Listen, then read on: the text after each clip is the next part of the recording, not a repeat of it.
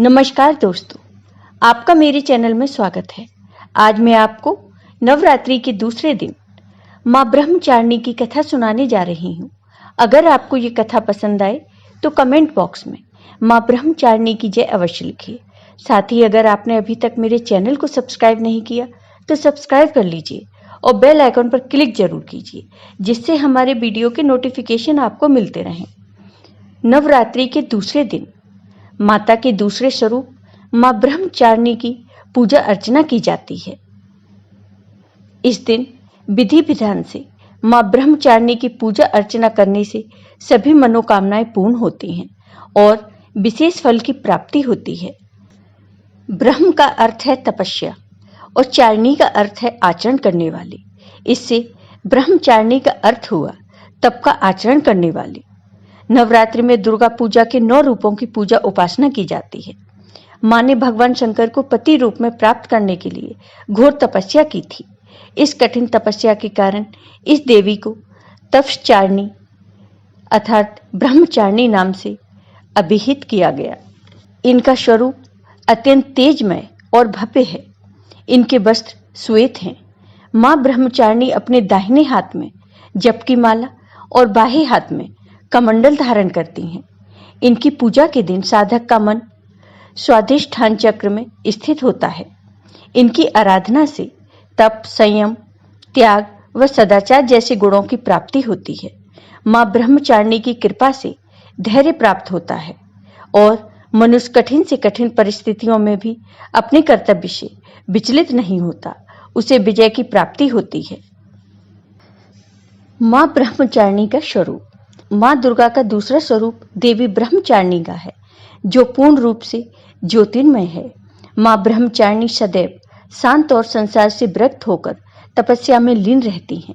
कठोर तप के कारण इनके मुख पर अद्भुत तेज और आभा मंडल विद्यमान रहता है। मां के हाथों अक्षमाला और कमंडल होता है। मां को साक्षात ब्रह्म का स्वरूप माना जाता है और ये तपस्या की प्रतिमूर्ति भी है।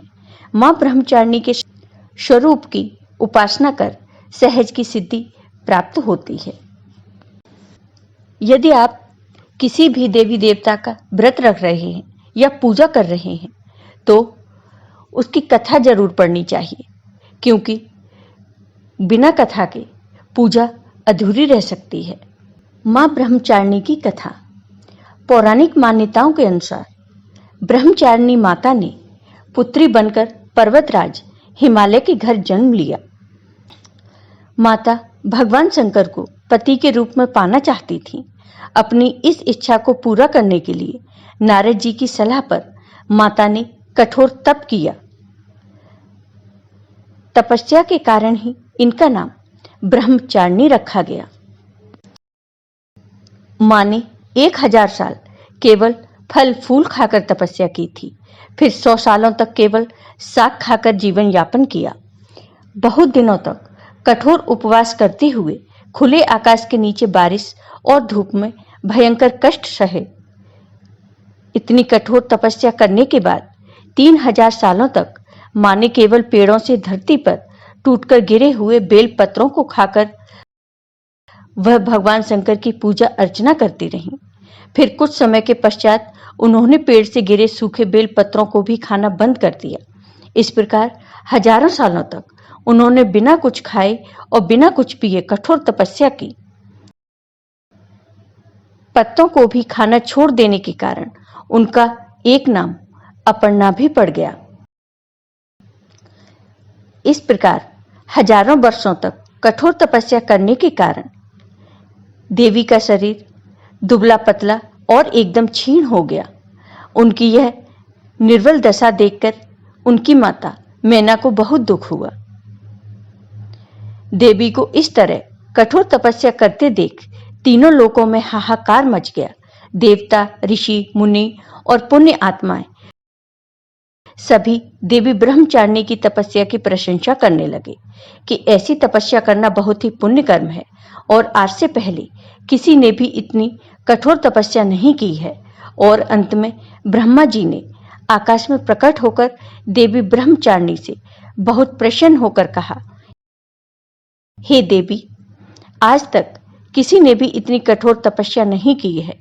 इतनी कठोर तपस्या करना तो केवल तुम ही से संभव है।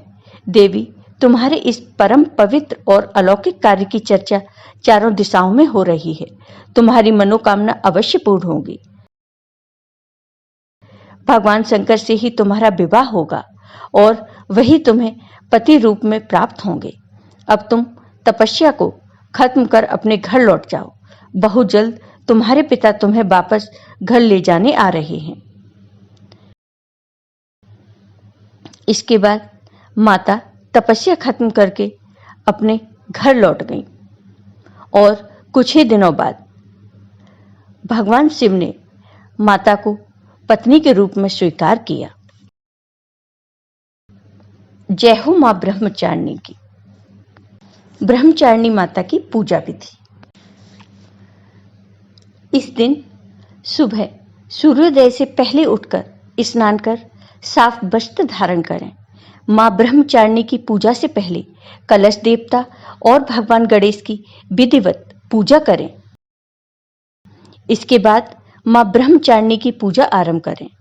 सबसे पहले माता को पंचामृत से स्नान कराएं और उन्हें फूल, अक्षत, कुमकुम, सिंदूर, पान, सुपारी आदि अर्पित करें।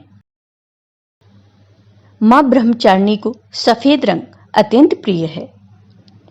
ऐसे में कोशिश करें कि माता को सफेद फूल अर्पित करें और सफेद मिठाई का भोग लगाएं। इसके बाद मां ब्रह्मचारिणी की व्रत कथा का पाठ करें, फिर माता की आरती करें। साथ ही इस मंत्र का जाप करें, ओम ब्रा ब्री ब्रू ब्रह्मचारिणी नमः। मां ब्रह्मचारिणी की पूजा करते समय गुड़हल और कमल का फूल उन्हें अवश्य अर्पित करें। मां ब्रह्मचारिणी को चीनी, मिश्री और पंचामृत का भोग अवश्य लगाएं। अगर आप मां ब्रह्मचारिणी को प्रसन्न करना चाहते हैं तो उन्हें दूध और दूध से बने व्यंजन जरूर अर्पित करें।